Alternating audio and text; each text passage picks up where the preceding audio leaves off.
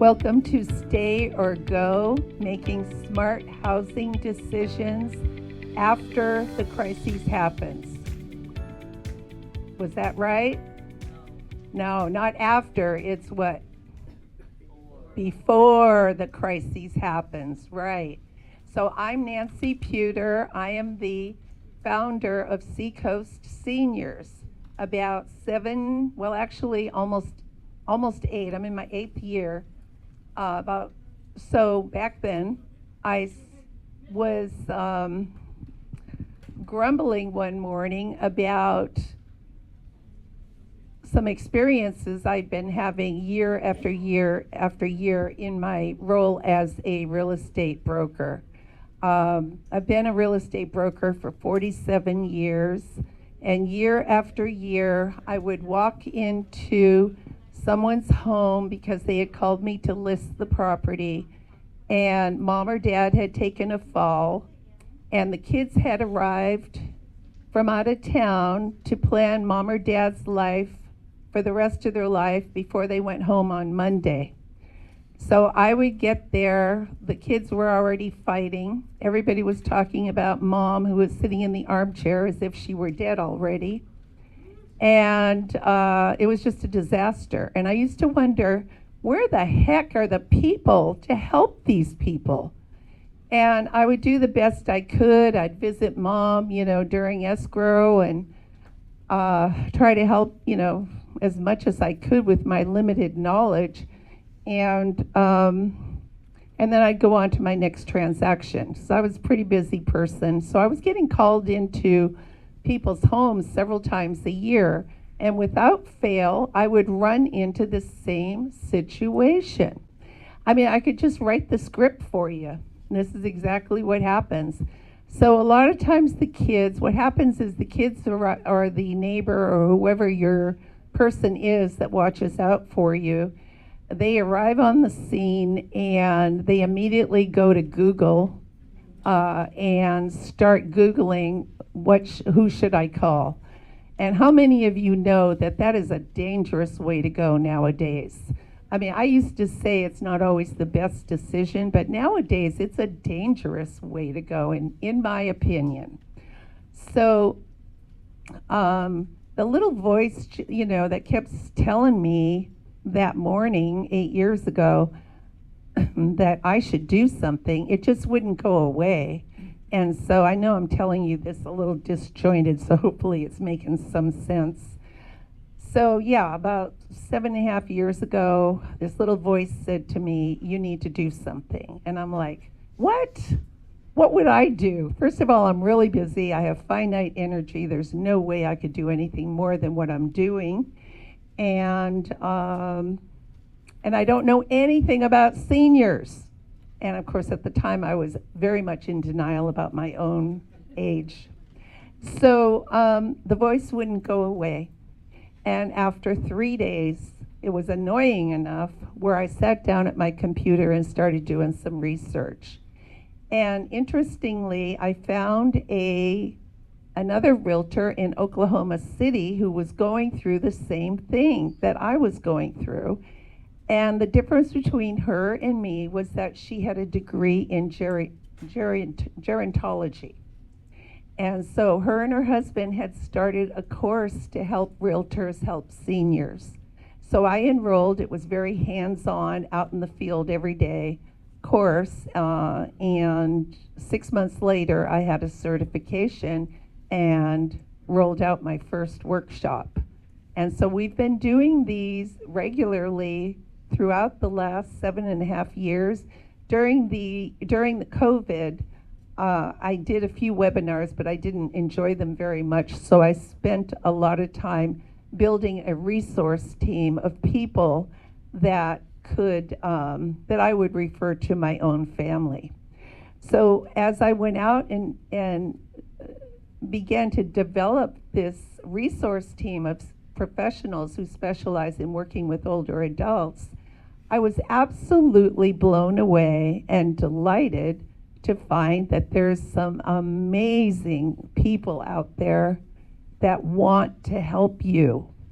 The problem was, because I'm like, this is crazy. I was expecting to, meet a bunch of wishy-washy people, but they weren't. They were passionate and very caring and very capable people. And so I realized while going through this process that they're just all sitting in their offices waiting for you to call. And so, and of course, they don't know that you've taken a fall. The kids don't know that you've taken a fall. They don't know this person. And so they just go straight to Google. So I thought, you know what, I'm going to do something. So what I do is I help to connect you with people that would be good for any situation that you're going through. My day job is still as a realtor. This is something that I do as a community outreach. And so the services that I provide are completely free of charge. I'm not a referral agency. I only work with potential clients, which would be all of you, but I will never pounce on you. There's a lot of people in here that have dealt with me and had coffee with me, and I've been out to their homes, and they will attest to the fact that I'm not here to try to get you to sell your house. That's not my mission here. My mission is to educate, equip, and empower you so that you can make knowledge-driven versus crisis-driven decisions when the crisis happens. Because all of us are getting older and the train's coming down the track. So we need to get real. I made a new flyer. I love it. It's outside. Grab one before you go. It's let's get real. Let's look at where we are right now. Are we in your go-go stage? Or are you in your slow-go stage? Or are you in your no-go stage? And the flyer has images that will kind of help you decide where you are. So before we get started, we have a lot of good information for you today. Before we get started, I would like to thank my team. I've got Ted in the back. He's our official greeter. Ted is amazing.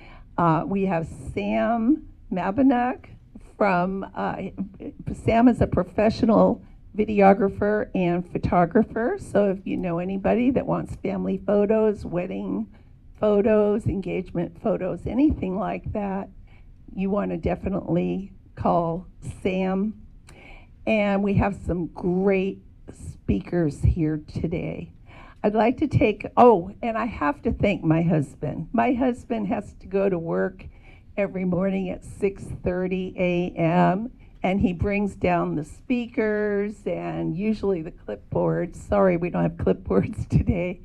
And this time he brought my little scooter for me, and he's just amazing. He's such a great team member, but he's usually invisible. I'd also like to take a minute to thank my sponsors. We have Regenesis 360. They've been a faithful sponsor since the beginning. They have an amazing workout program in Pismo Beach. Tony Crivello Insurance, she's an expert on Medicare and has helped a lot of you get your Medicare situated this year. Magnolia Primrose, Kelly, raise your hand. Kelly's here today. Magnolia Primrose is the most delightful country setting property in Orchid that specializes in helping people with dementia. So I just met Kelly this last year, and she is, they're just a wonderful addition to our resource team. Slow Villages, or the Villages of Slow, another continual sponsor. They're up in San Luis Obispo. They have assisted living, independent living, and more. Estate 360 is an estate sale company that we use all the time. They are amazing. And Seniors Helping Seniors. Ron is here today to speak to you. and he'll tell you a little bit more about what they do. Okay? So, with that, I think we're ready to get started. Would you like to turn that off for me?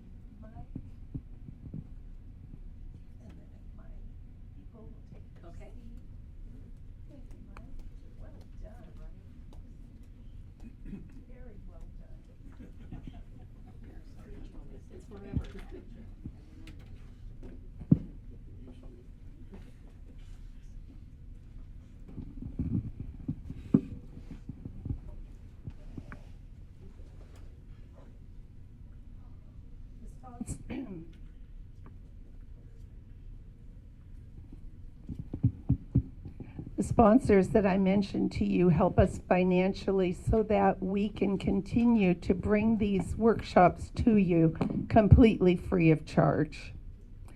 Today we're going to talk about when staying at home works well and when it may not, the hidden costs and support needed to remain safely at home modifications and services that make independence possible, and signs that it might be time to consider other options. Our goal today is to take you further along the path of your own aging journey, and we want you to know your options. What I found in my so many years before I got it, before I started Seacoast Seniors, nobody has a clue what to do. We're all so in denial. And my job is to get your head out of the sand gently, and look around, because it is going to happen, and know what your choices are. Okay, and of course, when you know your options, you can then make options based on what you would want instead of what somebody else decides for you. So if that isn't enough to motivate you, I don't know what is. So little housekeeping. When you came in today, Ted should have given you a learning card. Do you all have learning cards? Good. You might notice we've got ducks here and there, and out at the front, when you come in, we have a bunch of little baby ducks. We want to make sure you grab a duck on your way out, because that's going to remind you to stay on top of your own aging journey, to be proactive, but most importantly, to remember to call Nancy, tell your kids to call Nancy, or to at least hold on to my number so that, God forbid, something happens, they know who to call. You don't have to worry about saving a bunch of people's phone numbers. You write them down, of course, if you want to, but if you call me, I'll be happy to put you in touch with whatever you need. Feedback forms. Okay, you all got a little package. Okay, so hold up your packages. On the last page, there's a feedback form. So I want you to hold your packages up in the air. Everybody, come on, up, up, up, up, up. Okay, now take that feedback form, and I want you to rip it off the back. I hear ripping, rip, rip, rip, rip. That's so you don't forget to fill that out. Whenever you turn in your feedback form, you get your learning card hole punched, and after you've been here 10 times, you get a free Panera Bread card. Okay? So I think that's all of it. We're going to take a 5-minute break, grab some coffee or chocolate muffin. Okay, welcome back to Stay or Go, making smart housing decisions before the crisis happens. Today we're going to hear from some local professionals who have generously donated their time to share with you their expertise. We will have a Q&A session at the end of the seminar, so please hold your questions until then. Okay, so let's start with some brief intros. Alan? Oh, you guys are out of order. Oh my gosh. All right. We're going to pause 1 second. Oh no, we'll leave it. Okay. All right. I'm a little crazy about things like this. This working? Okay, Alan. Great. Go ahead. Hi, everybody. Thank you for coming. My name's Alan Prince. I'm an occupational therapist with Mission Home Health. And Mission Home Health is a medical home-based care provider. We provide physical, occupational, speech therapy, nursing services, and medical social work services. My part as an occupational therapist is to go out into the homes. I do home safety assessments. I look at environmental needs. I look at physical needs, and I help make recommendations to keep you safe at home. So as an OT, I've been doing this for many, many years, and my whole focus is about how to keep you guys home and to help make that decision when it is time to go. So if you guys have any other questions regarding home health versus home care, there is a difference there. Ours requires a doctor's order, just like a prescription. So we'll talk more about that in a few minutes, okay? All right. Nicole, could you briefly introduce yourself? Or Ron? Yeah, you are. Ron? Hi. You guys determine the order, so if I seem a little out of place, it's me. I'm Ron not Torres. me. It's not you, it's me. Okay. I'm Ron Torres. I'm the founder of Seniors Helping Seniors. My story is kind of similar. I didn't realize Nancy's story was kind of similar to mine, but during COVID I was previously to this, I was an HR director and was not enjoying being an HR director during COVID and thought, what am I going to do from now? Because I was 65 years old at the time. And God kind of tapped me on the shoulder. And long story short, I founded Seniors Helping Seniors, which I founded in 2022. And what we do is we provide in-home care to enable seniors to stay in their home as long as possible. And we do that with providing non-medical in-home care, which are things like ranging from companionship to lighthouse work, laundry, transportation, as well as helping with bathing, dressing, grooming, feeding, those kinds of ADLs. Yeah, so I'm going to have you work some of that into some of the questions I'm going to ask you. Sure. Let's hear from Nicole real quick. Hi, I'm Nicole Pasden, the owner, founder of Elder Placement Professionals, Cal Poly alumni, and we are a nationwide service to help seniors find assisted Alzheimer's, independent living, memory care throughout the nation. I co-chair for the last 14 years the Elder Abuse Committee for our county and certified senior advisor, which means I have to have continuing education every year to learn about Medicare and what's going on in our senior world. And I'll elaborate later. Wonderful, thank you. We're going to start with Alan. Alan, I apologize for cutting you off earlier. So if you would just kind of finish what you were saying about...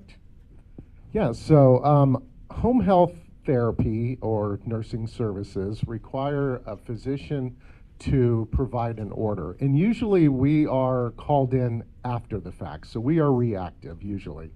And that's kind of why I'm really happy to be here and thank Nancy for allowing me to tell you about things that you should be doing before it becomes a problem. And so as a home health occupational therapy, my first thing is to walk in and go, is this home safe for you? Are you capable of providing your needs? If you can't, let's come up with strategies that you guys can use to be able to stay home. How do we modify the environment? How do we modify the task? How do we modify you? And so a lot of it's physical, environmental, as well as behavioral, because you have to be able to accept and understand your needs from all of those levels. And so if we can get in there and make those changes and keep you at home, then of course I've done my job. However, being an advocate for my clients, sometimes it's beyond your needs. And so that's kind of why I want to be able to help you guys stay there, have that conversation, and be real about it. I talk to people everything from you need a grab bar to how do I put my own clothes on? And that's important. That's great. Okay, so when you walk into someone's home, Alan, what are the first signs that tell you they may no longer be safe living there? First of all, I walk up to your house and I look at everything. I'm looking at that pathway. I'm looking at those stairs. I'm looking at just the location of your home. how am I going to be able to get from my car into my house? And so I look at the pathways, I look at the railings, I look at the number of steps, I look at the flooring, I look at the thresholds that you have to walk over, I look at the size of your doorways. Can it manage your walker, your wheelchair? Where are you at in your life at this moment, and will that house support you? Then we also take a look at, is this home even doable based on your physical ability? And one of the things I keep telling my clients is like, you are ever evolving. Your house is static. It doesn't change unless you make changes. And so that's what I Wow. have to do. So you really just listed the most common safety risks that you see in homes. You can embellish on that a little bit in this question. Are there simple changes that can make a big difference right away? Oh, absolutely. So some of the simple changes is just creating accessibility. So the first accessibility is just getting in and out of your house. So egress. How do I get out of my house in case of an emergency? Do I need the rails? Is it time that those steps aren't supporting me? Or are those rails very unsecure? So those are quick fixes. Do I need a grab bar in the shower? Reaching in, holding on to the shower knob, the soap dish, the unsafe shower enclosure, that might have worked, but as you're getting older, that is completely unsafe. Sometimes I'll even tell people to remove their glass enclosure and put up a curtain and a rod. Adding that bar, reducing that, putting a non-slip surface in there, and a shower seat and a handheld grab shower hose. Hugely, hugely important. Stepping over a tub is super difficult. So there are modifications that you can do that are very expensive, which you guys know about is remodeling, or the simple ones, adding those bars, getting a shower seat, putting a railing up on the wall. Even adding increased lighting into your house makes a huge difference. And don't forget, everybody says, move those throw rugs, right? It's the first thing that we look at is when we walk in there, and you've been walking on those things for years. However, when you have a balance issue, whether it's a chronic issue or an acute issue, if you step wrong or kick the edge of a carpet, that's all it may take for you to lose your balance. And most of the time, people have a difficulty recovering. So there's that physical side of it. So I look at physical, but does that house support your needs? And a lot of times people don't want to hear your advice, or they'll nod their heads. Every day. I had this little lady, she was just a little peanut, and she was in her 80s, and you walked in her front door, and the front door entry was, tile or wood or something, vinyl. But she had this little flimsy rug for people to wipe their feet on, of course, so the rug doesn't get dirty. So I walked around the house and I said, this has got to go, Elsa, this has got to go. And I said, I'm going to put it in your closet. And she goes, okay. I come back the next time, there's the rug, and so I tried one more time, but that rug kept appearing. I think finally I threw it in the car or something. I just stole it. But Sometimes you have to just roll it up and say, you know what, I'm just going to move this and put it over here. Right. And later on, make that decision. Yeah. And and also it's important, if people use a piece of furniture to lean on, that your kids don't come over, and make sure you supervise a little bit, because if that's the chair or the table that you always lean on when you're turning a corner or getting from point A to point B, you don't want them to move that. And so that's important too, because what ends up happening is you come out, you're tired, you just woke up, you had a nap or something, haven't had your coffee yet, shaking off the cobwebs, and you come out of the room and you go to lean on that piece of furniture that's no longer there. And down you go. And how many people know that one fall can change the trajectory of your life? So we want to do everything we can to keep you from falling. Okay, next question, Alan. So glad Alan's here. Alan spoke with us the first year that we started Seacoast Seniors. So he's like a veteran. He's like a charter member. Okay, so at what point does modifying the home stop being enough? That's a tough question because everything in my blood says we can modify and keep you home. However, there is going to be that point. And I look at their history. So fortunately for me, I get a medical history. So I know the number of falls. I know the number of hospitalizations. I know the chronic diseases, the acute problems that go in. So now as I kind of see that, I have a crystal ball. And my crystal ball looks ahead. Where is this going to go? Usually there's going to be some form of a disability or an impairment for the remainder of their lives. And so if that home cannot be modified to meet their needs, if you still have steps and stairs and you are a high fall risk, so I also get physical therapy reports, so I know their balance and their scoring. So going into this, Boy, nothing gets past no, you. nothing gets past us. So these red flags that I see is the number of falls, the lack of your own participation in your own care. How many times are you actually getting up out of that chair? Are you getting out of the bed? Are you walking to the bathroom? Are you incontinent? I mean, there's a lot of personal questions that I have to look at. So if the house is not able to meet your needs, meaning that I can't walk to the bathroom because it's too far, and the bedside commode is not an option because physically I can't do it. Or I'm at such a high risk of falling that it's so scary that I don't want to take a shower. So now the personal hygiene's being affected. I can't get to my own food.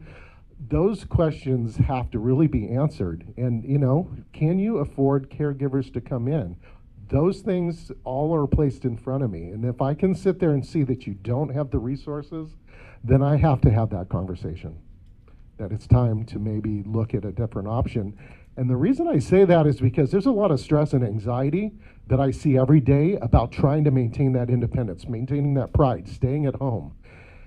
And it's a real thing, and nobody wants to be told that they can't stay home. So I have to bring up these tough conversations and say, do you want this stress, this anxiety every single day to try to stay in this home, or do you want to enjoy the rest of your life without that fear? And so Right. now we need to have conversations with folks like this. Yeah, and you know, I had a contractor tell me one time, Nancy, we can do whatever you want as long as you're willing to pay for it. So some of these modifications can be very expensive. So I would imagine that you also look at their budget. Oh, totally. I mean, because they'll sit there and say, yeah, you can use a tub bench, which is a slider bench, to get you into it. But at some point, do you need a roll-in, walk-in shower that you can actually take your walker right into? Can you afford that shower modification? Just that by itself could be $20,000. You know, so is that part of your budget, or would you rather use that for in a living environment that you have no barriers? Right, right. So what do you say to families when the parent insists they're just fine, but clearly they aren't? And I kind of hit that on the head a little bit earlier about the house is static, you're not. So you have to look at this last part of your life. How do I want to spend this? So this question can't be made for you. You have to decide for yourself, because when we push people, and I've done this and I've made my mistakes to say, no, you can't live here anymore, I've been thrown out of their home. Me too. Right? And so Almost. that has to change the script. We have to change the approach, and we have to sit there and say, what do you want to achieve the last part of your life? Do you want to live in that fear and that anxiety of falls? Do you not want to be able to enjoy yourself and get out and go do things? Do you not want to have a house that's visitable by others that might also be in your position? Do I want to be in a facility, in a home, whether it's assisted or skilled nursing, where I don't have to stress about anything? All I have to do is figure out, what am I going to do today? Who am I going to see? So again, it's really about quality of life. And yes, the home is where your heart is, but at a certain point, that becomes the problem. And what is the difference between home health and in-home care? Great question. So I've been actually on both sides of it. I've participated in a nonprofit that had some caregiver referrals. So I got a chance to kind of see where in-home care is different than home health care. Home health care has to be based on a medical reason. You have to have some qualifications that says it's skilled, reasonable, and necessary, and you have to be homebound. So we have to have a doctor that has identified a change in condition, and you can't leave the home to get that help. So we'll come in under a doctor's order that's even signed for a plan of care for a certain amount of time. Home health or home care services, as you know, Ron, right? Sorry, could attest to, is non-medical care. That is your personal care. Somebody that's going to come in to do light housekeeping, personal ADL assistance, companionship. Right. So that is usually on a private pay basis versus ours is covered through insurance. So how many of you find it exhausting to just get a doctor's appointment sometimes? Because we call the doctor when we're not feeling good, right? So how do you feel when they tell you it'll be 2 months before you can see the doctor or go to the emergency room? And that's a lot of fun, isn't it? So I know that all three of the professionals up here will agree with me that there is a service called seniordocs.com. It's seniordocs.com. And if you need somebody to write something up for you so you can take advantage of Allen's and Mission Home Health services, then they can help you connect with the senior docs if you can't get a hold of your own doctor. I think that's one of the best things that came out of COVID, don't you? Oh, completely. You know. And I just want to add that I do have a community liaison from Mission Home Health here. Her name is Delma. She's sitting in the back. Say hi, Delma. Hi, She Delma. actually can answer all of your questions. How do I get into home health? And finding that ability to get the answer. We've been able to even contact physicians for you. We will help you guys get the services you need because it is critical to have services in the home. That's where it has to be. Right So now. again, this is a medical in-home care. So Ron is going to talk to you in a minute about just if you need some help. And his company can help you with that. So let me just get back to where I'm supposed to be. Thank you, Alan. I think you covered that very Thank you, well. guys. If you have any other questions, please feel free to ask.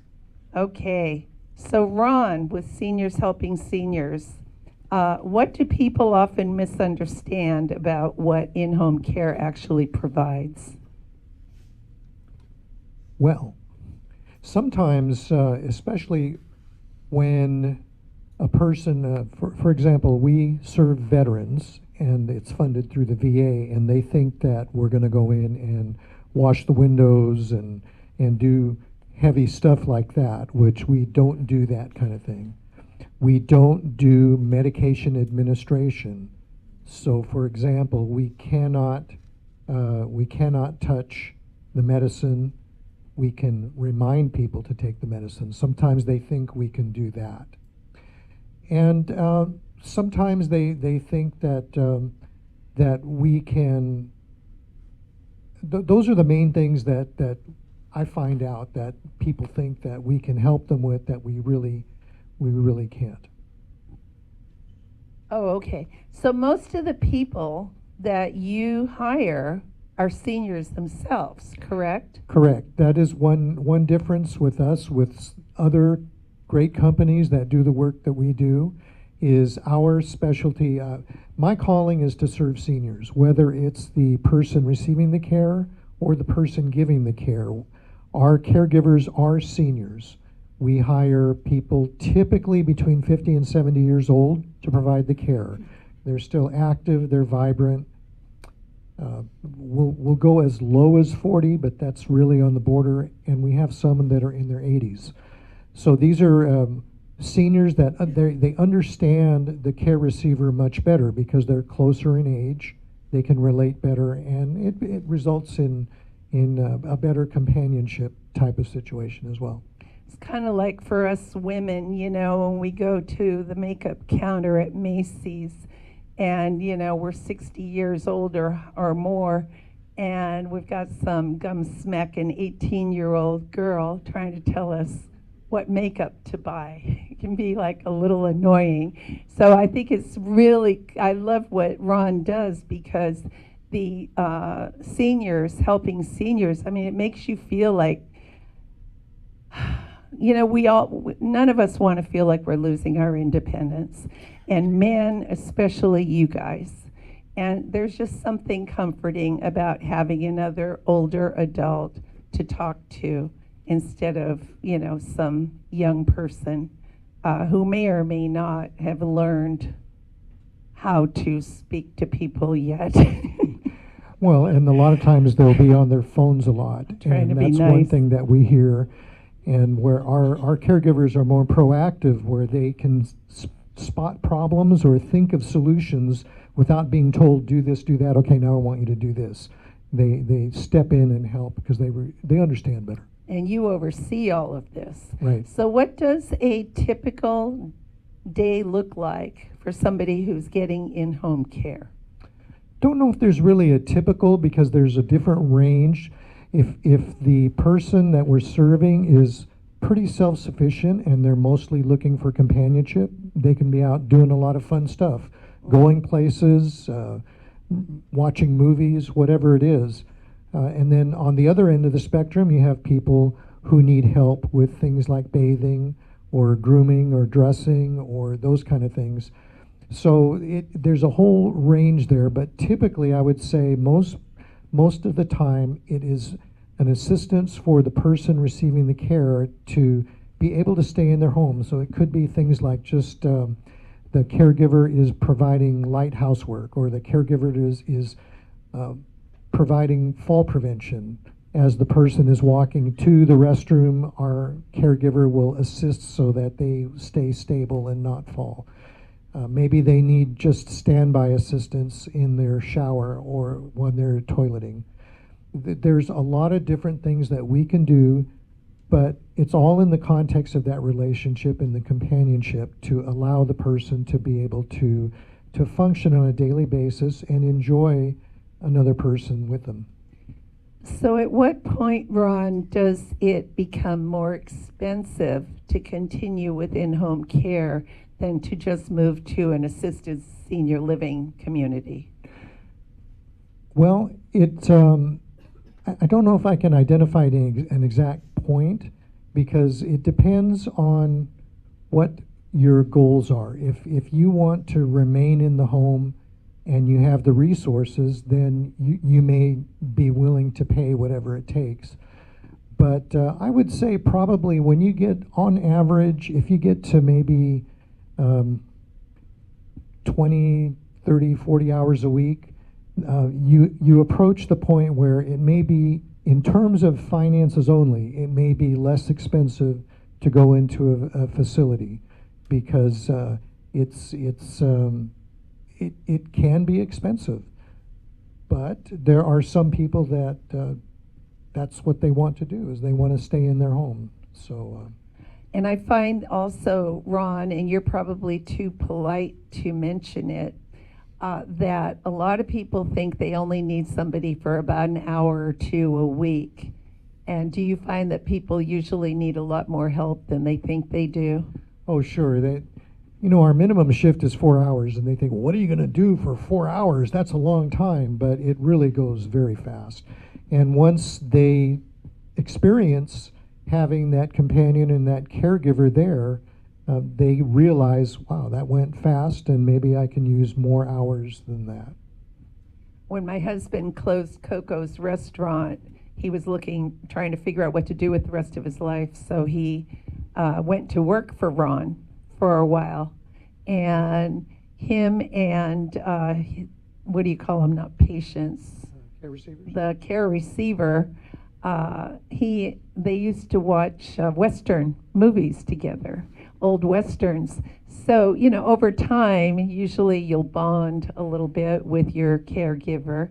But, like Ron said, at some point it just gets really expensive, because your fee is what, $40 an hour? 48.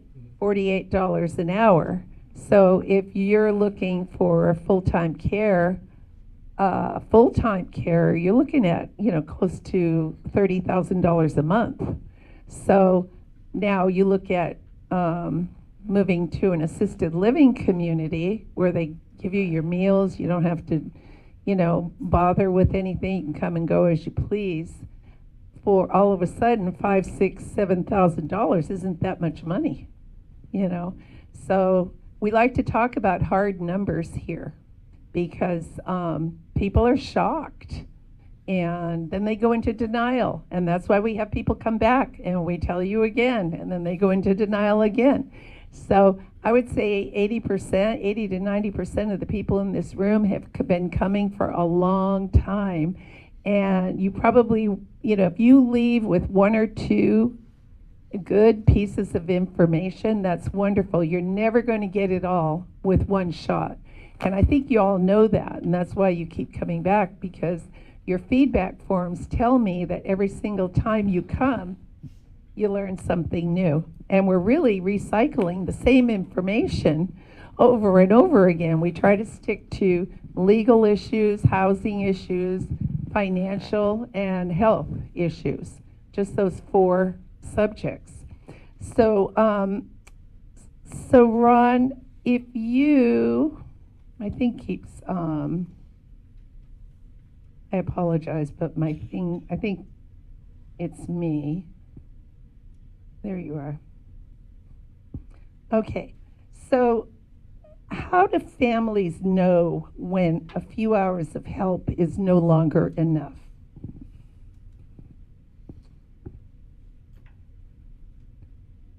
Probably one of the most common things that I run into is falls. And that's when,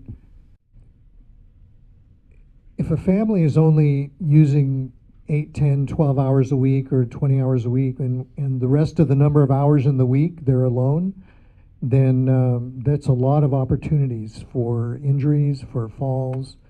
And so that's really probably one of the major factors in, as a danger, as Nancy mentioned earlier, is falls. There have been instances where that is the beginning of the decline and eventual passing of a care receiver because they fell. So it's very, very serious. And so if they are at risk for that, they may need more assistance, more help. And so can you share a situation where staying at home worked really well and one where it didn't? One example that I think of is we had a gentleman who his family member, he was living alone, and the only remaining family member was his granddaughter. She lived in the Bay Area, and she thought, well, it would be better if he were closer to her. So we were serving him for in-home care here. She moved him to the Bay Area to a facility, but he escaped. He got out, and he got on BART, and he has dementia, and he was on BART, traveling the system, and they eventually found him. Unfortunately, he was safe, but she thought, oh no, this is not going to work. And so she brought him back home, and we provided more hours for him until he passed. And she was so grateful because she knew that he was safe and that he had the companionship that he needed that she couldn't provide. On the other side, I can think of a situation where, talking about fall risk again, where he was insistent that he was going to stay at home, but he kept falling, and he was a big guy. He was like 6 feet some tall, 200 some pounds, and so in that situation, fortunately, the family members realized that this is really not safe for him to be at home, and it was really better for him to be in a facility and where he was going to be safe. Those are 2 examples. I try to use the word community instead of facility because nobody wants to go to a facility. That's true. if you've seen any of the senior living arrangements available nowadays, it's like living in a cruise ship. So don't think of it as a facility, think of it as a community. Mm-hmm. Okay, I'm changing the language of the whole senior profession here. Because I don't want to go to a facility. Mm-hmm. Do you? No. No. You know, I had to get labs before I had my foot surgery. I had to go to Santa Maria over by Marion Hospital, and I went into this building, and I thought, I like panicked. I felt like I wasn't going to be able to get back out. There was not one picture on any of the walls. There were no humans anywhere. So you just walked in, you went down these long corridors. It was like being in a nightmare, like in a dream. And then I went to the elevator and I went up, and then I had to find my door. And then I went in and there was a person. But it was the most unnerving experience. And that's what I don't want you to think senior communities are. They're not facilities in most cases. Now, Nicole will be able to go into more sure. in depth on that. I like that word community because they really are very nice. I mean, I agree the word has a negative connotation to it. Community is really a better description, as well as some are home-based and they're very, very nice in a home environment. And the other thing is, Ron, if someone moves into, a lot of these communities have independent living. So it's really just like renting an apartment, except you've got food downstairs, which is nice 3 times a day. And if you want, you can hire Ron to come to the independent living and just help you with a couple of daily, what do they call them, ADLs? What are they? Yeah. Daily activity. Yeah, IADLs. Yeah. We have one where one of our clients lives in a community, and it's really interesting here is that because this caregiver is a musician, and she was able to connect with our care receiver through music. And we were originally helping the care receiver in her home, and she went to the community and was very resistant, didn't want to, but when the caregiver went and she was connected with her with music, and so then they were able to go out on outings, and she really enjoyed the companionship, and so that music is a way that people can connect in a really amazing way. Oh, definitely, definitely. How many in here love the dance break? I know you do. I don't see your hands, but I know you do. I see those hips moving. Okay. Well, thank you, Ron. I appreciate this. I'm sure we're going to have some questions for you later. I'd like to turn it over to Nicole Pasden now. Nicole, if you want to talk about a little bit more about what you do, and then our first question will be, well, what do people get wrong about today's senior living communities? You can probably expound on that, right? Yes.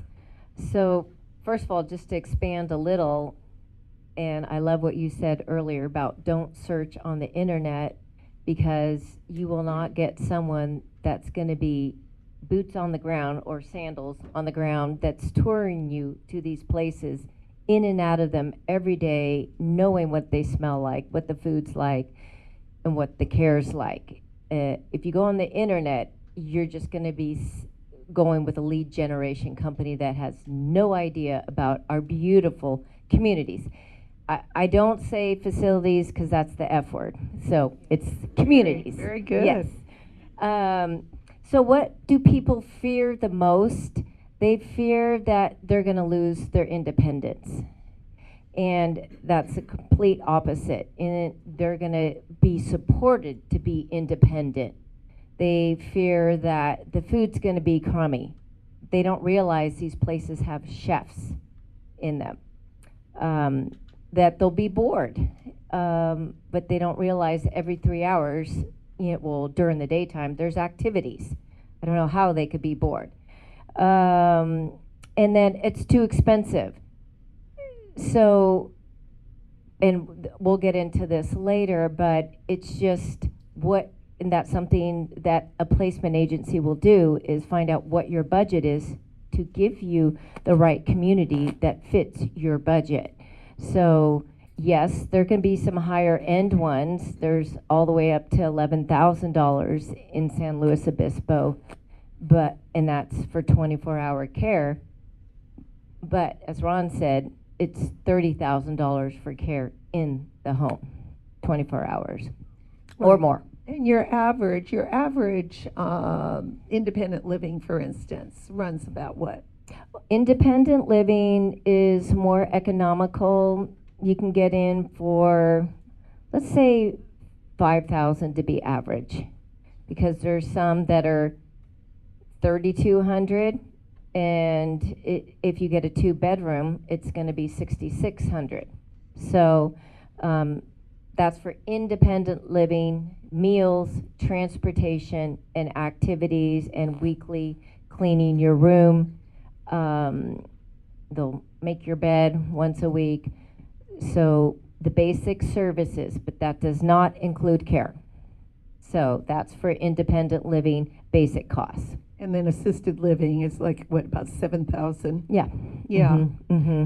So people think those numbers are high, but when you take into consideration what you're not going to have to pay for anymore, for instance, what would you say, like property taxes? Well, maintenance on your home, property taxes. I had a lady in Morro Bay that her pergola collapsed.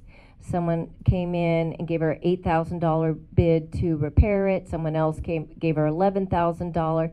She said, "I'm done." And her husband had passed away. She said, "I'm done with dealing with the house." And another client, they had just replaced all their floors in Los Osos.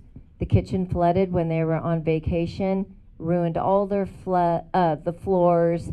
They had to replace the cabinets in the kitchen. They were like, "We're done. We're moving into independent living." So things like that, when you're in your early 80s, can just be a lot to manage contractors and people in and out. And if you have mobility problems, it just really can put people out, and expenses they didn't plan on. Yeah. Right. Yeah. And so insurance, how many people have been dropped by their insurance company? Wow.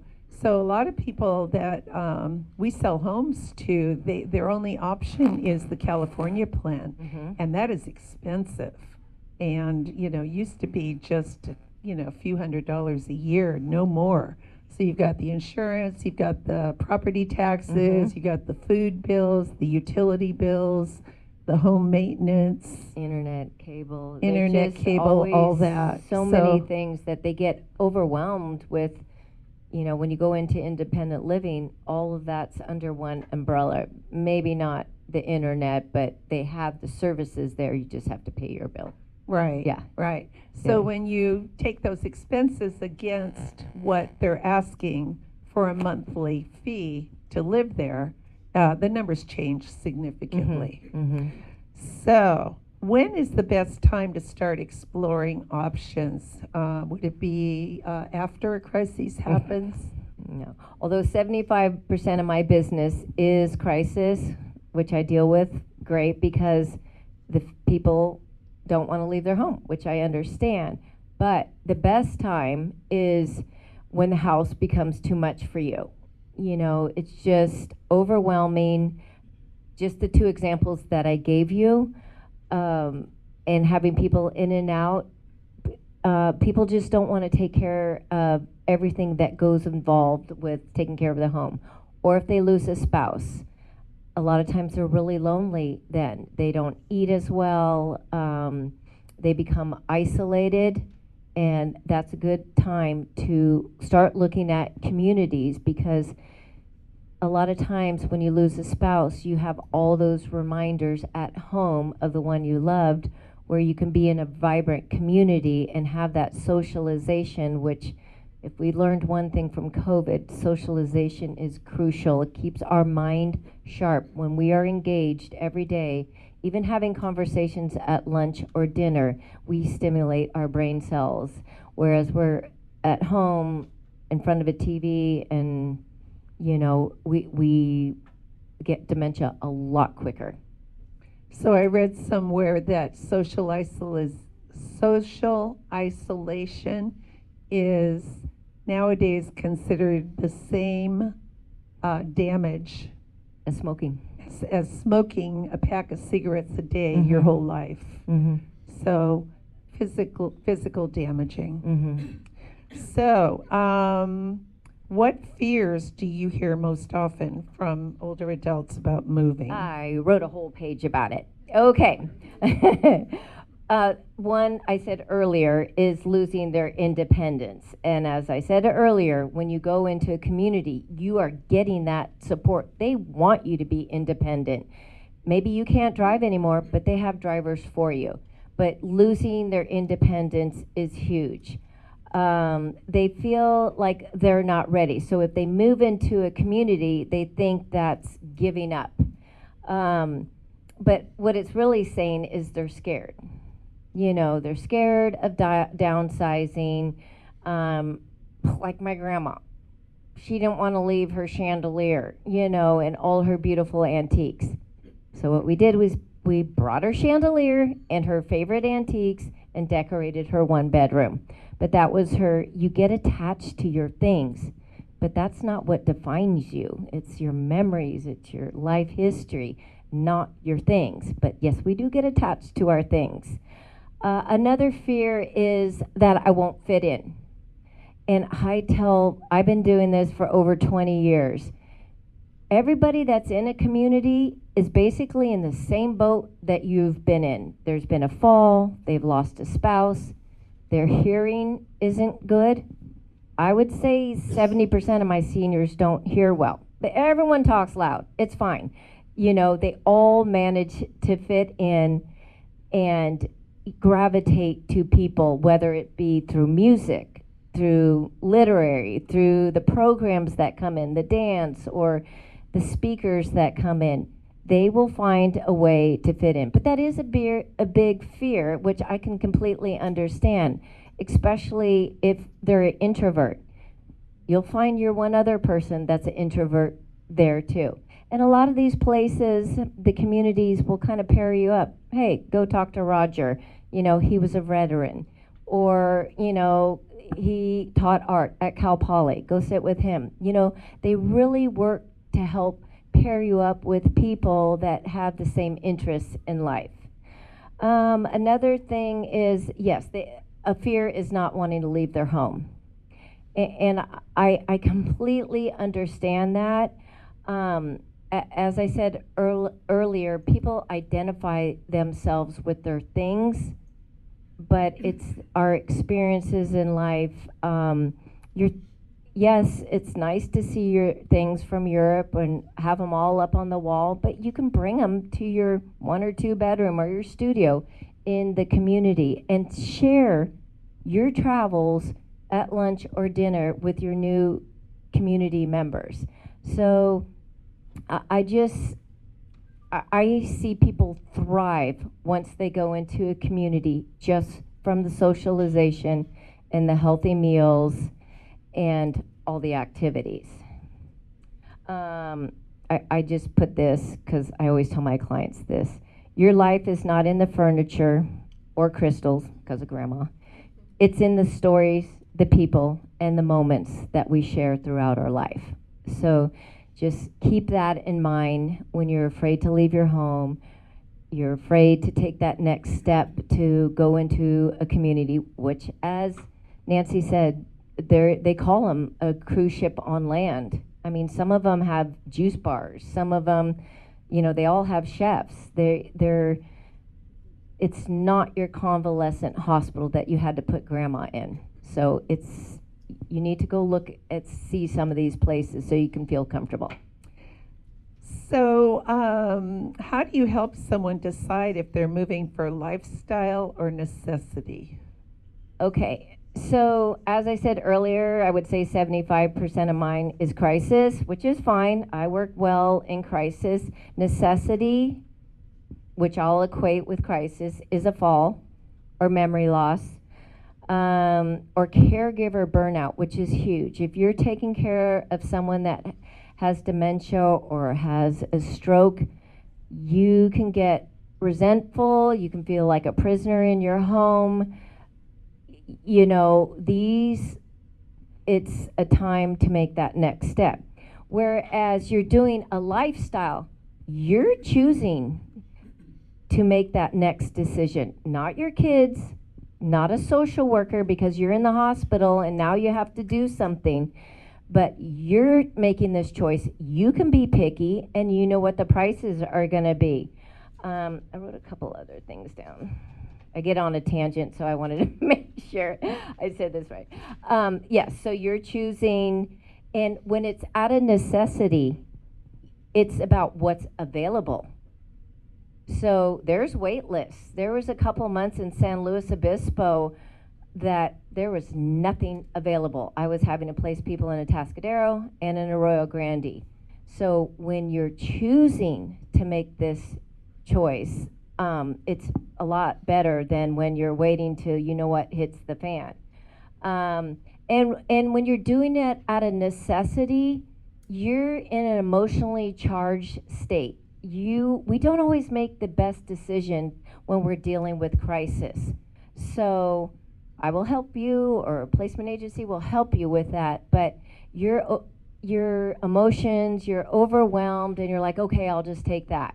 You know, you don't have as much available to you. And sometimes if you haven't looked at places and you don't have a spokesperson for you, a family member, a social worker is going to say, okay, you're going here. So plan ahead. Yeah. And the problem with working with social workers is a lot of times they're assigned to you from the hospital. Mm-hmm. And I'm trying to think of a tactful way to say this. Nicole knows what I'm trying to say. There's a certain company that has bought up a lot of the care homes in this area. And so if you are discharged from the hospital and you're assigned a social worker, a lot of times they will connect you with that person who appears to do what Nicole does, but in fact they are only interested in putting you into one of the places that they own. So what I like about Nicole is she's a free agent. She works with everybody. So she comes in, she assesses your needs, your budget, talks to you. Why am I buzzing all of a sudden?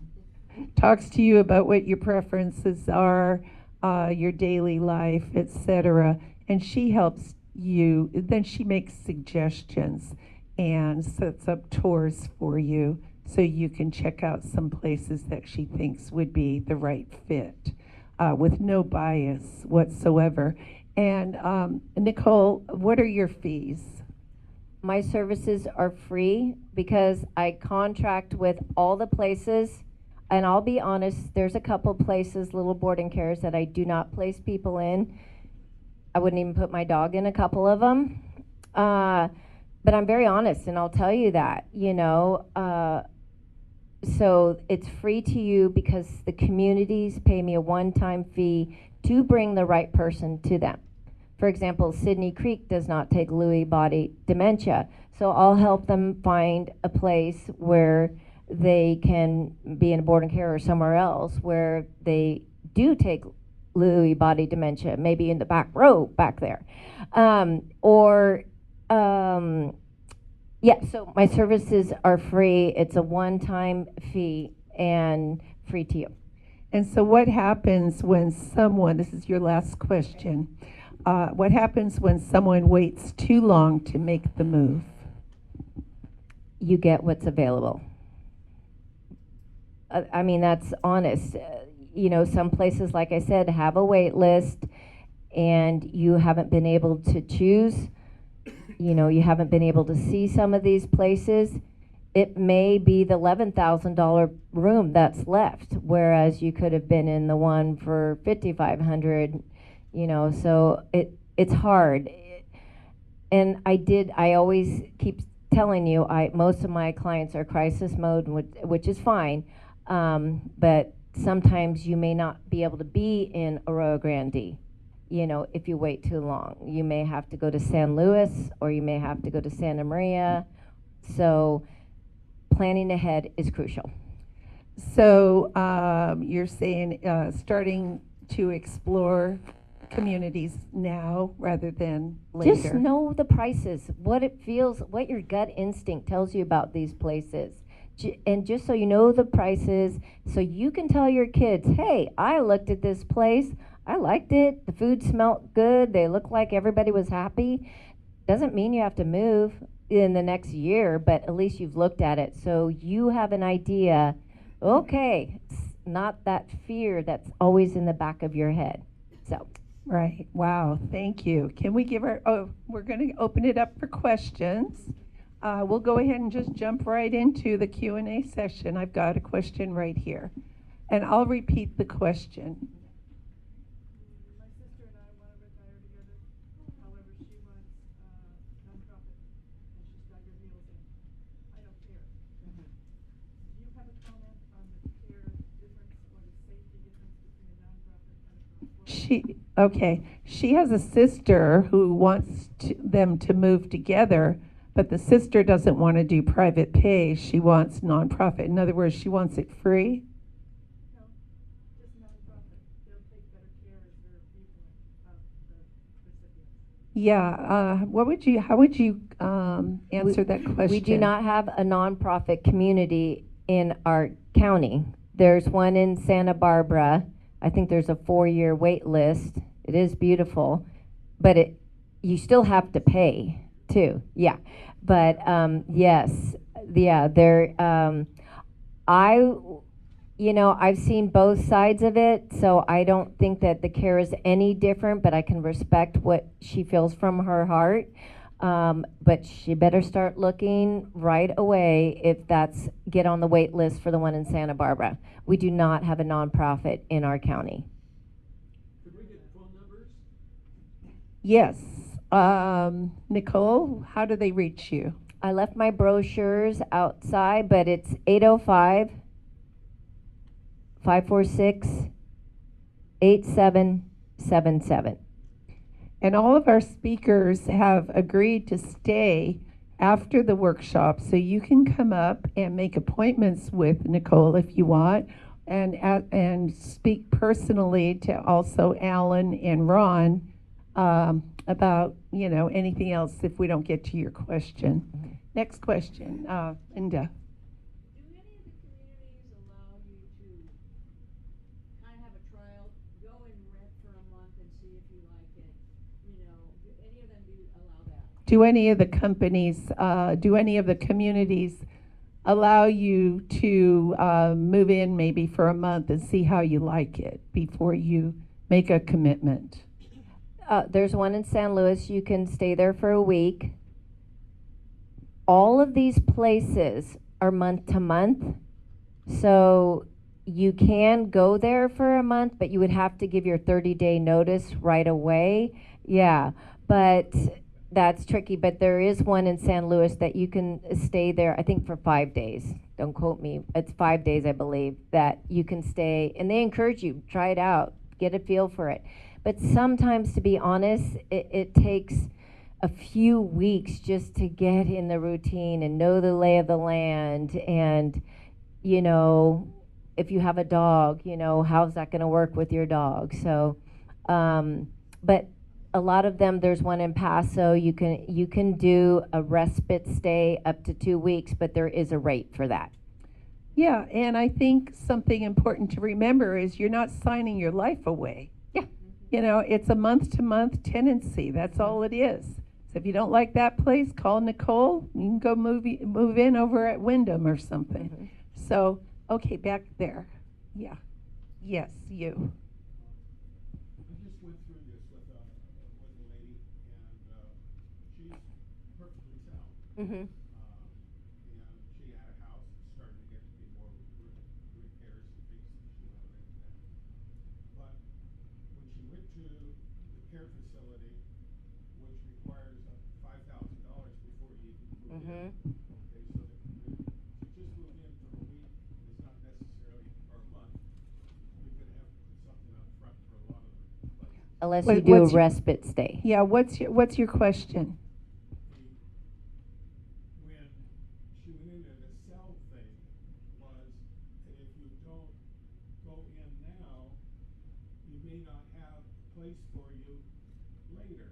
So that felt like a scare tactic to me. Well, that's what you want Nicole for, Well, so that people don't do a sales job on you.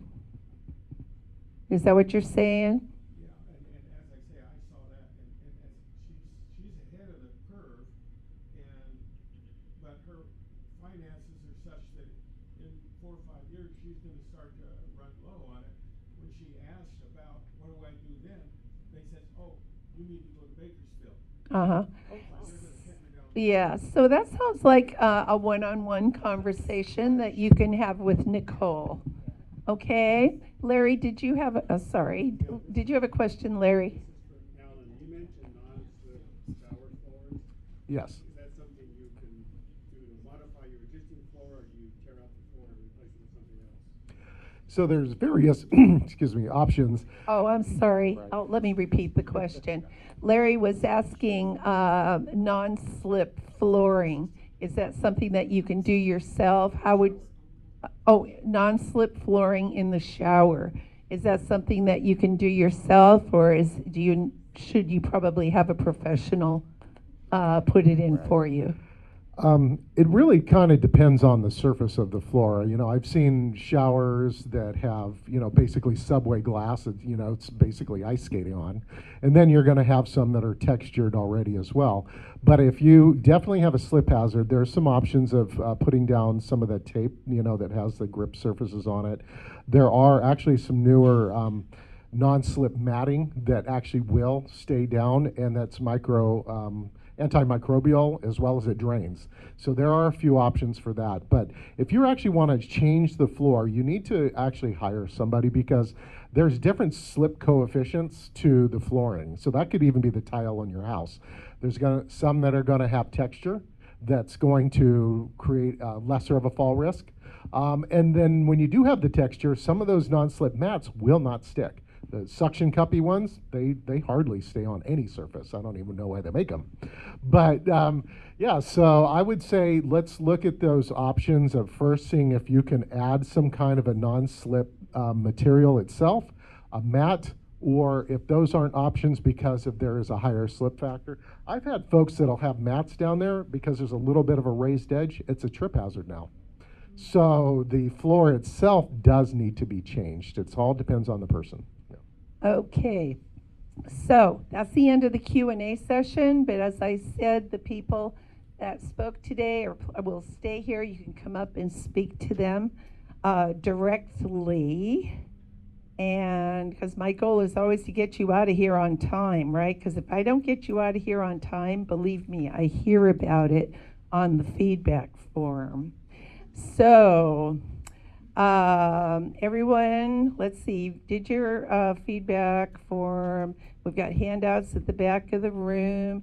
Just as a reminder, my day job is as a realtor. So if you do decide that you're going to sell your property, I would very much appreciate it if you would at least consider allowing me to help you, okay? Oh, you're all invited. Now, this is something I do for my real estate clients. I have an event coming up on April 18th. It's a Saturday, but I always invite my last session before the event to our shredding event. We have a professional truck come to our real estate office on James Way in Pismo Beach. And you can bring all those boxes from the garage, all those old tax papers, everything, and you can watch it being shred. It's a very secure situation for you, and it's a lot of fun. So come, we'd love to see you. Ted has some cards at the back with the address on it. If he runs out, we'll just give you the address or just call me. Yes, Beth? We've been researching communities, and a lot of the communities are telling us 2 to 10 years for independent living. And that's going all the way down to Santa Barbara, Ventura, Okay, so, yeah, talk to her afterwards, okay? So, I want to thank all of you for coming today. It's always such a great group. And if you have a minute, we're going to do a raffle. Okay, we have 2 raffle gifts today. Oh, we have 3 raffle gifts. Come on up, Delma. Delma and Ted.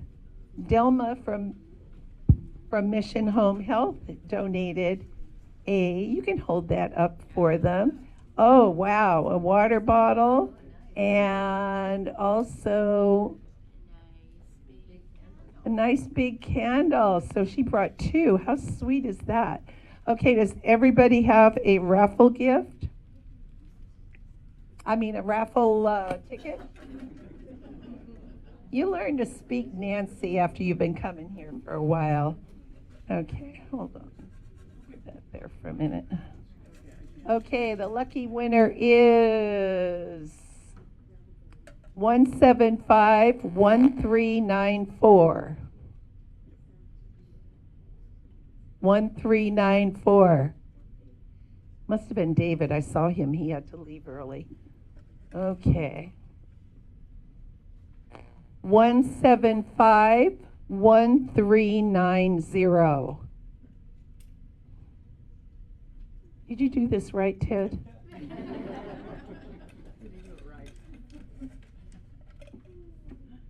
Okay, look at your raffle ticket. 1751443. Oh, this is funny. I wonder if we didn't dump out the ones from last time. I bet you that's what happened. 1751418. 1418. That's you. Woohoo! Here you go. I just found my ticket. There you go. It's heavy. That's a nice one. Okay, next one is 1751425. Oh, Mike Delalio. You got a beautiful candle here. It requires 2 hands. It's very heavy. There you go. Okay. And then we have a raffle gift, a mystery raffle gift here.